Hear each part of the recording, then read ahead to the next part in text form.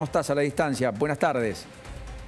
¿Qué tal, Paulino? Muy buenas tardes. ¿Cómo están todos? Muy bien, gracias a Dios. ¿Se desmiente allá la conversación también?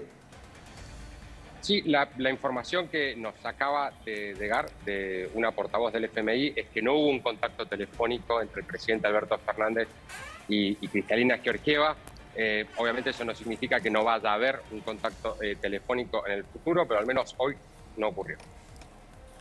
Es un esperpento. Es un esperpento total. Porque, ¿cuál sería la razón para hablar de una conversación que ni sucedió y además ponerle contenido? Había sugerido la Casa Rosada, Sí. que en realidad le había explicado a Georgieva que más había sido una piedra angular del acuerdo con el fondo en el Congreso, que había batallado.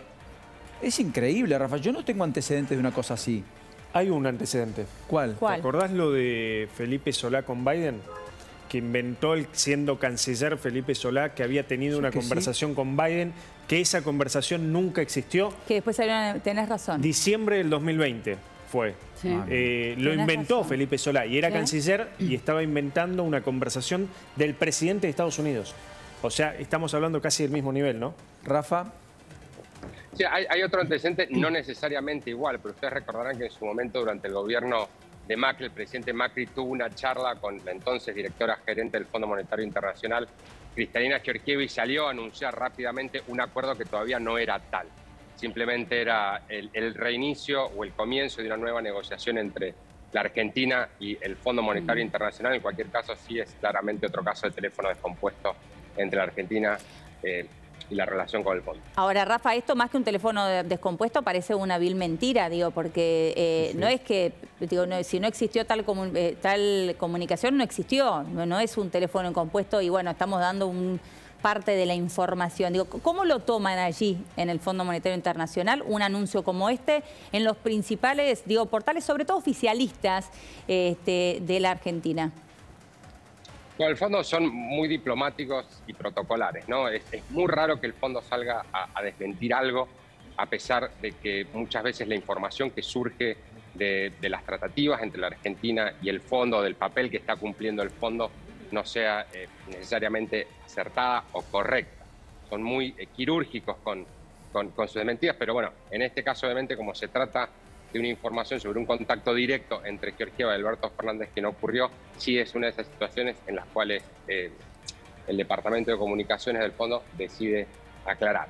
Creo que esto se enmarca, ¿no?, en una semana donde ha habido un número de desprolijidades, tenemos que decirlo, por parte del gobierno, en la manera en la cual se hicieron anuncios o se conocieron las noticias.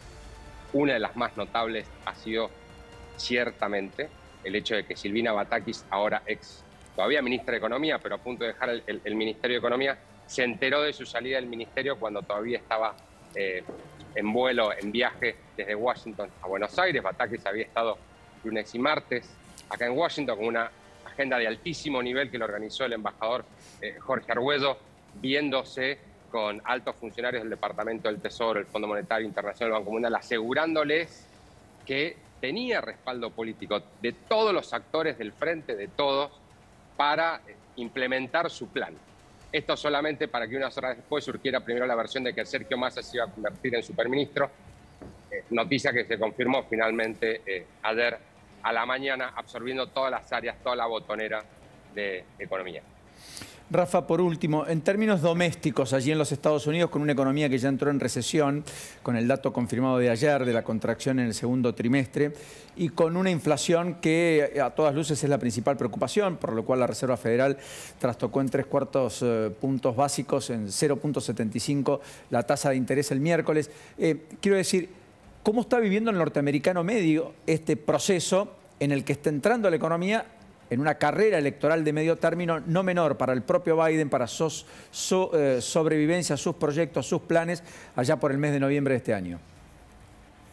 Mira, Paulina, es una situación bastante particular porque en cierta medida es una recesión que todavía no se siente, no se palpa de una manera tan directa en la calle. El consumo sigue firme, sigue aumentando, el empleo sigue creciendo también, el desempleo está en un mínimo histórico, es un 3,6%. Es cierto que la inflación sí se ve en el supermercado, se ve en las tiendas, se ve en los restaurantes, se ve sobre todo en las gasolineras, donde vos ves precios récords los combustibles. Son las primeras señales de que la economía está en problemas, ¿no? La Casa Blanca salió con un mensaje muy fuerte a decir que el país no está en recesión.